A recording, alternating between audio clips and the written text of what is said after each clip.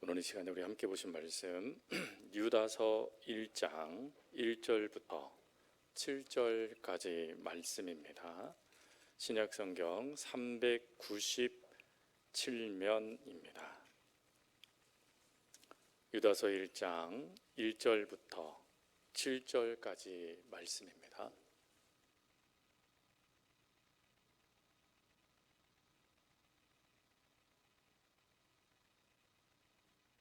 우리 1절부터 7절까지 말씀을 함께 봉독하겠습니다.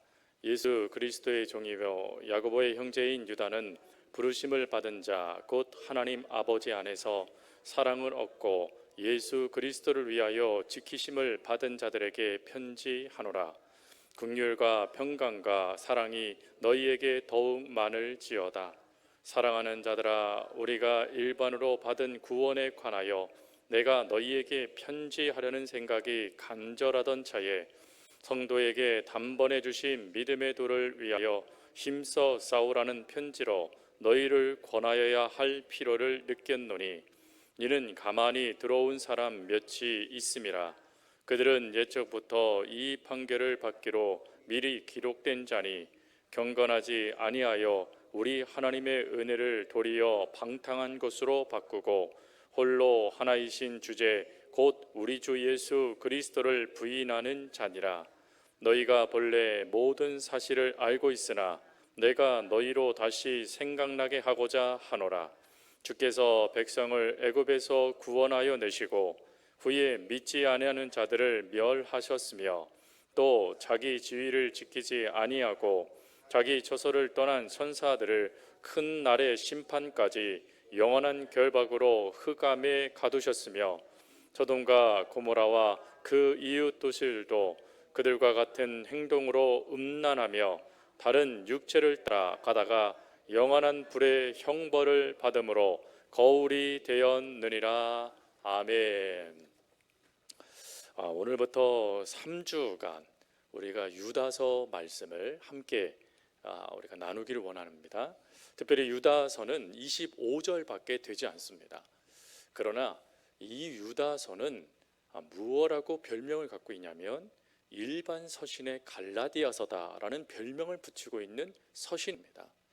갈라디아서는 복음, 믿음, 구원 이에 대한 중요한 답을 주는 게 갈라디아서죠. 그 갈라디아서의 일반 서신, 근데 일반 서신이지만 더 강한 메시지를 담고 있습니다.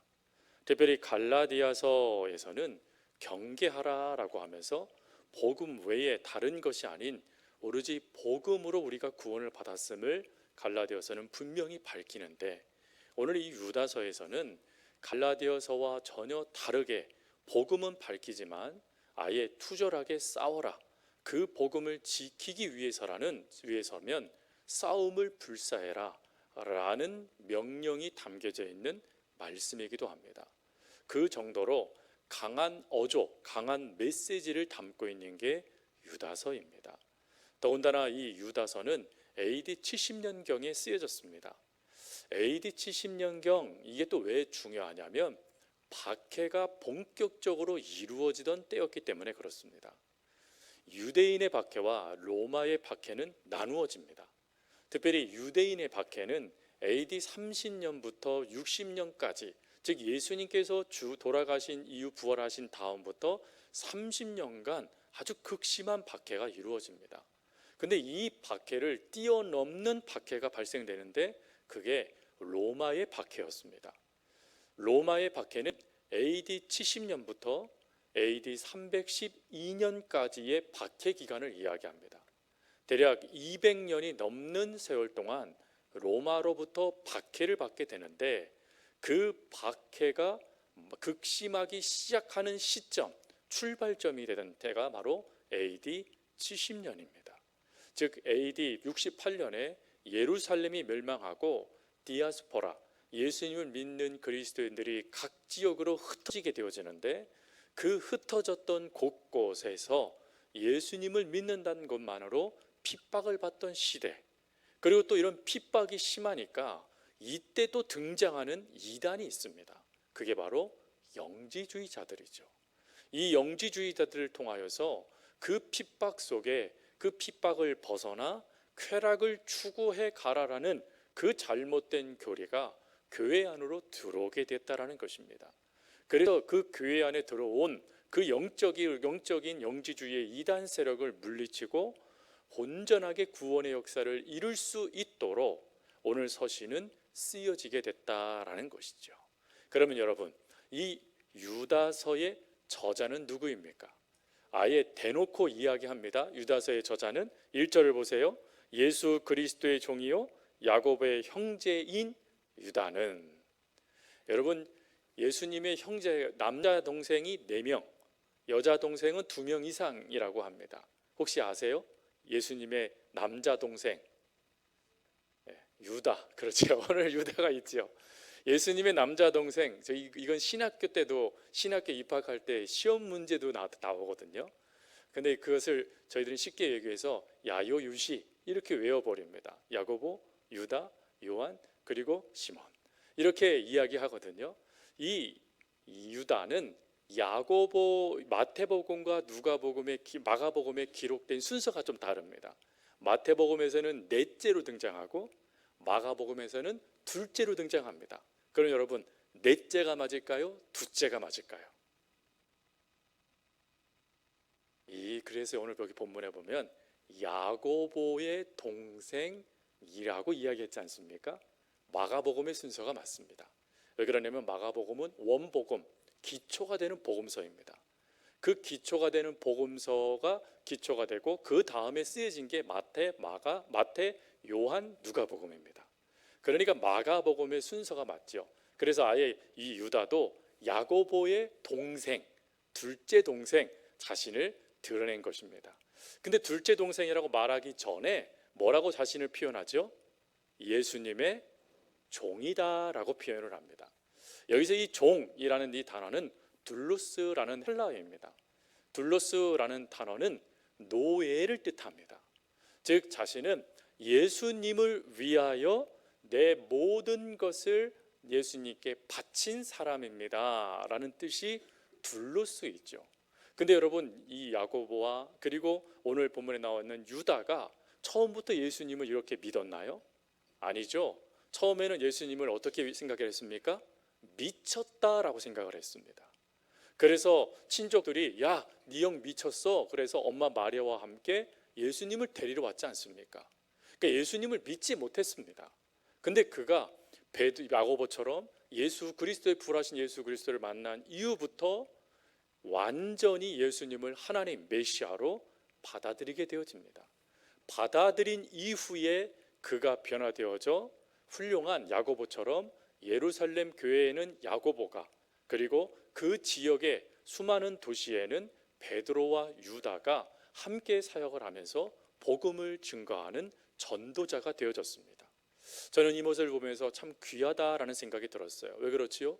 가족을 구원하기가 참 힘들기 때문에 그렇습니다. 왜 가족을 구원하는 게 힘듭니까?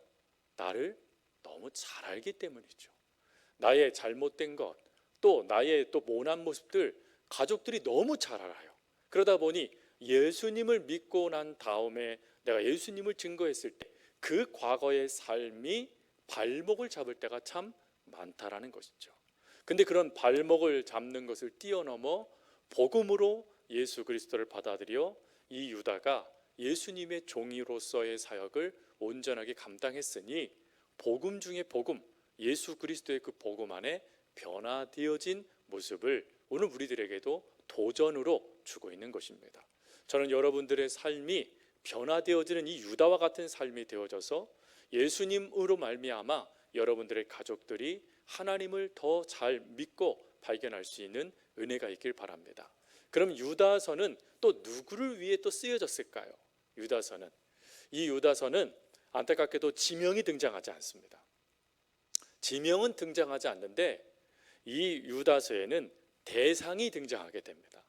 그 대상을 세 대상을 이야기하는데 그 세 대상은 첫째로 부르심을 받은 자들, 둘째로 하나님 아버지 안에 이미 사랑받는 자들, 그리고 셋째로 그리스도에게 지켜주심을 받은 자들, 이 세 사람들을 이야기합니다. 근데 이 세 사람들은 사실은 한 부류를 이야기한 것입니다. 한 부류는 누구냐면 유대인으로서 예수님을 믿은 제자들을 말하는 것입니다.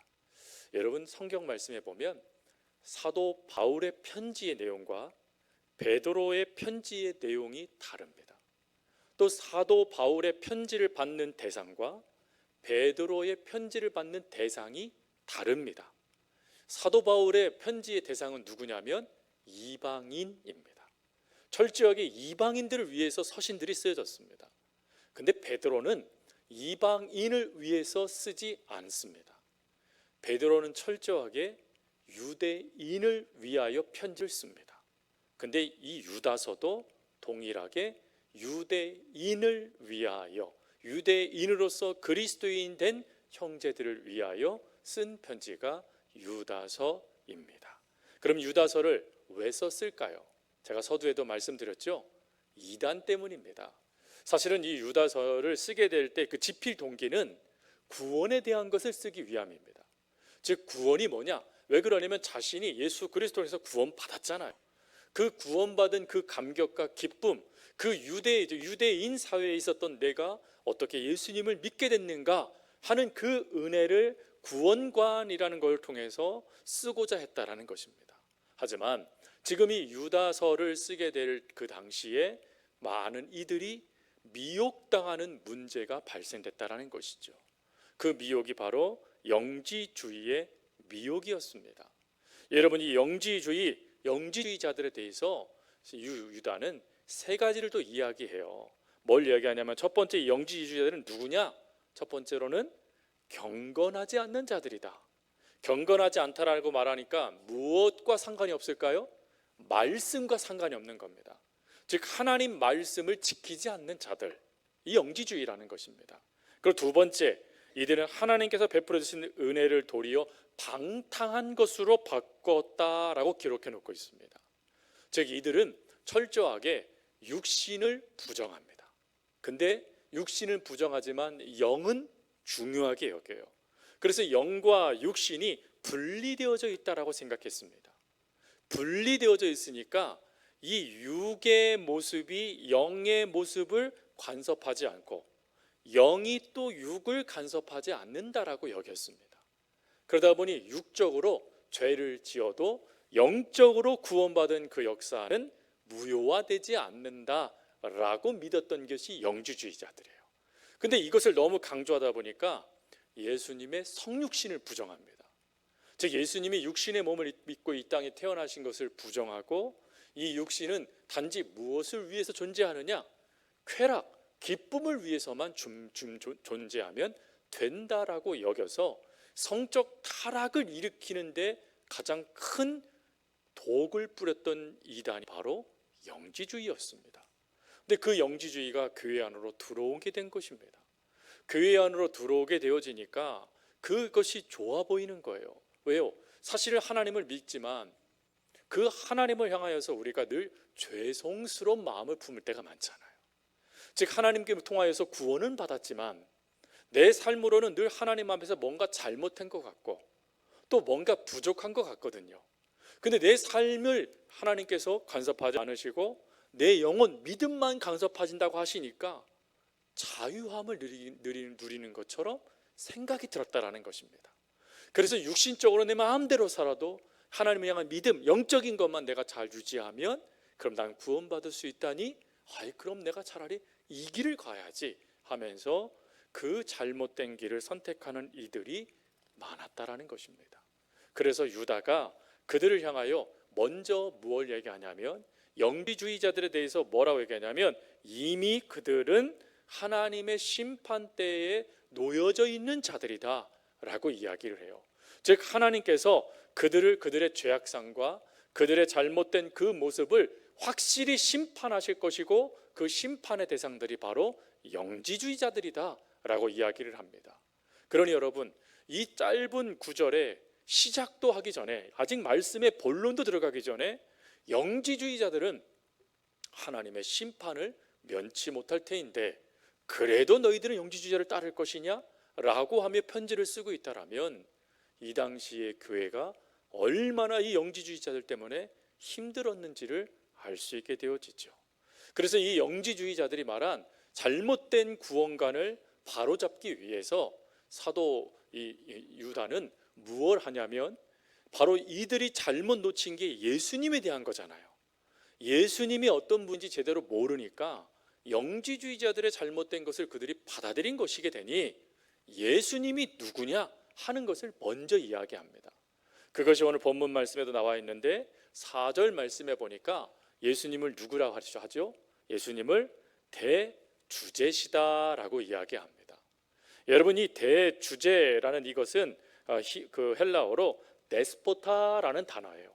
이 데스포타라는 단어는 모든 소유의 절대 주권자, 세상의 주인이라는 뜻입니다. 즉 예수님이 누구냐? 그 예수님은 세상의 주인이시다. 예수님은 이 세상의 주인, 유일한 주인이신 유일한 분이시다라고 이야기한 것입니다. 그리고 이 대주제라는 이 단어는 주인이라는 단어만 있는 게 아니라 두 번째 뜻이 있는데 그 뜻은 한 분 하나님이시다라는 뜻이 있습니다. 즉 예수님은 이 땅의 주인이실 뿐만 아니라 하나님이시다라는 것입니다. 그래서 예수님의 구원 사건을 일으키기 위해서 탄생하신 다음에 예수님이 할례를 받기 위해서 예루살렘 성전에 올라가시잖아요. 그때 시므온이 뭐라고 말하죠? 대주제요, 이제는 말씀대로 종을 놓아주십시오라고 기도하지 않습니까? 유일하신 하나님, 그 유일하신 하나님을 이 유다가 이야기하고 있는 것입니다. 그리고 두 번째, 유다는 하나님 이 예수님을 뭐라고 표현하냐면 예수님을 5절 말씀해 보니까 여호와다라고 표현을 합니다. 여러분이 여호와라는 이 단어를 우리 본문에서는 주님이라고 표현을 했어요. 주님, 주라고 표현을 했어요. 주. 그러나 원어는 야훼라고 되어져 있습니다. 하나님이시라는 거예요. 즉 하나님은 따로 계시고 예수님은 아들이시고 성령님은 별도로 또 계시는 삼위일체의 그 모습 가운데 분리되어져 있는 분이 아니시라 예수님은 삼위일체 한 분이시지만 때로는 하나님, 때로는 예수님, 때로는 성령님으로 나타나시는 분이시죠. 그 삼위일체 되신 하나님이 육신의 몸을 입고 이 땅에 오셨다 하는 것을 이야기하기 위해서 오늘 본문에서는 예수님은 하나님이시다라는 것을 이야기합니다. 근데 이것이 왜 유대인들에게 중요했냐면 이들에게는 야훼는 그들이 함부로 부를 수 없게 엘로힘이라고 부르는 하나님밖에 없습니다. 근데 유다는 그 하나님이 바로 예수님이시다, 예수님이 바로 하나님이시다라는 것을 이야기해 줌을 통하여 그 하나님 안에서 우리는 어떠한 믿음의 삶을 살아가야 되는가 하는 것을 설명해 가는 게 유다서입니다.